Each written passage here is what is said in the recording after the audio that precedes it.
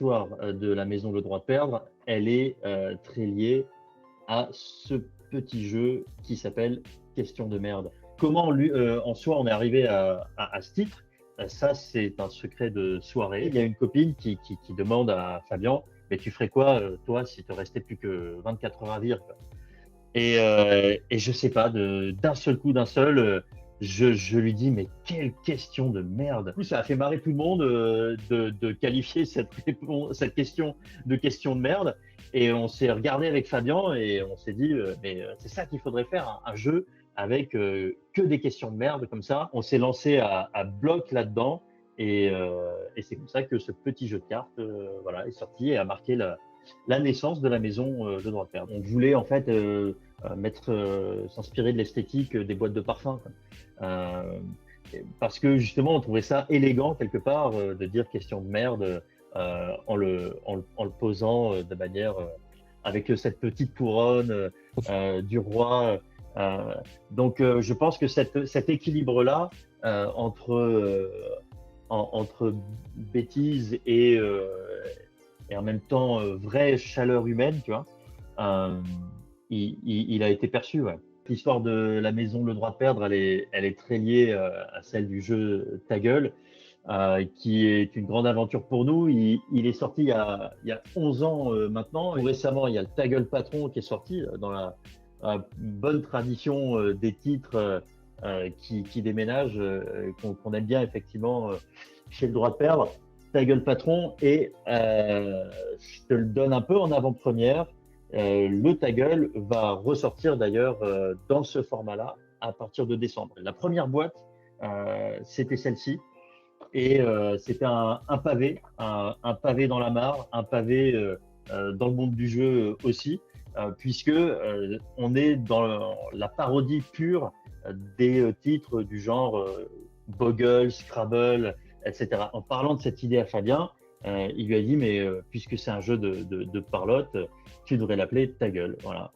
Et nous, derrière, quand on l'a développé, on s'est inspiré, de par la sonorité, on s'est inspiré de Google pour faire un logo assez simple en fin de compte, mais qui était un clin d'œil à cette façon de prononcer. Voilà. Une des magies de ce titre, justement, c'est qu'on n'est pas du tout écrit Ta Gueule comme on l'écrit en français normalement, mais qu'on l'écrit avec cette orthographe. Voilà. Donc, chapeau à Fabien Bleuze pour cette idée royale. Ces petites gouttes blanches au-dessus du G qui n'existaient pas dans la toute première version. Pour nous, en fait, ces gouttes, elles représentent les éclats de rire. Le côté, c'est un jeu éclatant, un jeu pour se marrer, un jeu jouissif aussi. Je te laisse interpréter comme tu veux cet adjectif-là. Mais c'était aussi une histoire d'équilibre visuel parce que sur cette première version, Ta Gueule occupait en fait vraiment très bien le carré en fait que ça représentait. Et quand on a fait cette deuxième version, tu vois, on avait plus d'espace en fait. Il y avait toute cette zone noire qui devenait un petit peu plus grande. Et donc du coup, pour nous, c'était une manière d'amener ce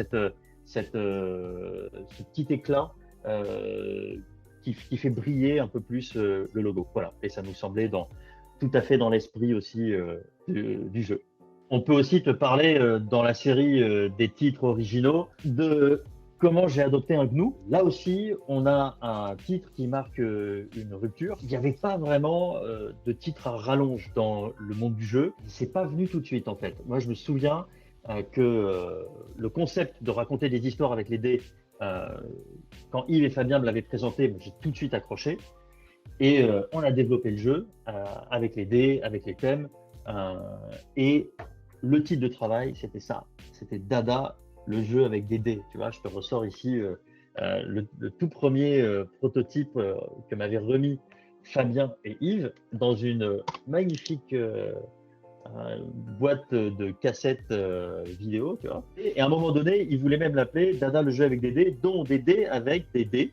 Parce qu'il y avait des dés ici avec des dés. Voilà. Et quand tu tombais sur la phase D, tu relançais le dé. Cette allusion au dadaïsme, finalement, on n'était pas si nombreux à la voir. Le jeu en lui-même, Dada, ça sonnait bien, mais ça faisait enfantin. Bien que ça nous amusait beaucoup d'appeler un jeu comme ça, on s'est mis en recherche d'un autre titre. On galérait.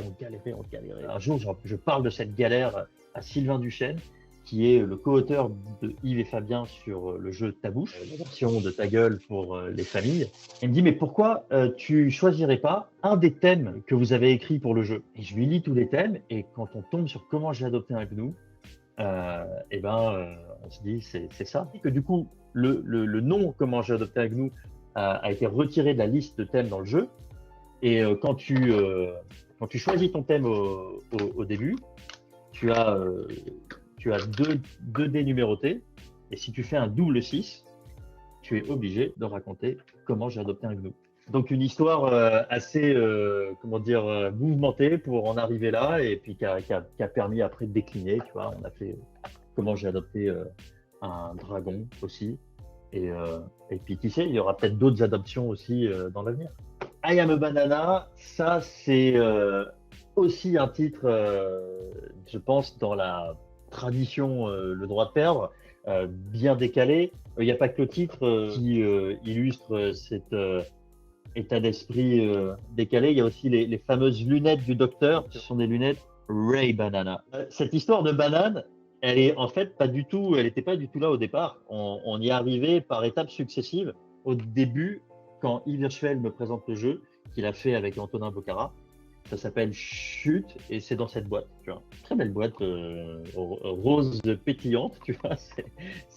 Il sait me vendre ses protos, le père Yves. On avait déjà cette notion de micro-mime qui était assez nouvelle, et on s'est dit, bon, comment on va appeler ce jeu, parce que Chute, ça n'invite pas vraiment au délire. On va d'abord partir sur une histoire d'espions, spy jokes. Les espions se font des blagues. On est en marge d'une grande conférence sur un salon de l'armement, et les espions se lancent un petit challenge comme ça pour voir qui arrive à faire passer des messages sans se faire gauler par la personne qui surveille, tu vois. Et puis non, c'était pas ça, tu vois. Alors on s'est dit, mais c'est quoi ce jeu où quelqu'un surveille les autres qui veulent par des micro-mimes comme ça se faire passer des messages? On est parti dans le thème de la prison, tu vois, c'est le gardien de prison. Je pense qu'on était dans une ambiance un peu Dalton, c'était pas ça non plus. En continuant d'échanger, à un moment donné, on est parti sur ce thème de la folie qui s'exprime aussi comme ça en anglais. Enfin, quand tu dis I'm a banana, je suis un petit peu toqué. Et donc les bananes derrière, on trouvait ça très souriant, très parlant. Donc voilà comment on est arrivé à ce titre et cette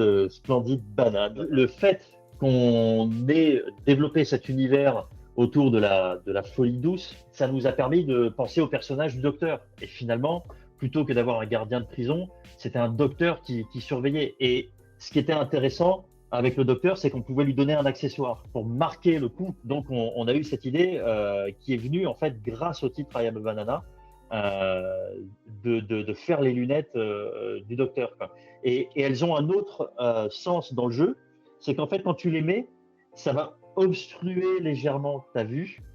Et donc, ça amène un petit handicap de plus pour le docteur qui doit observer les fous.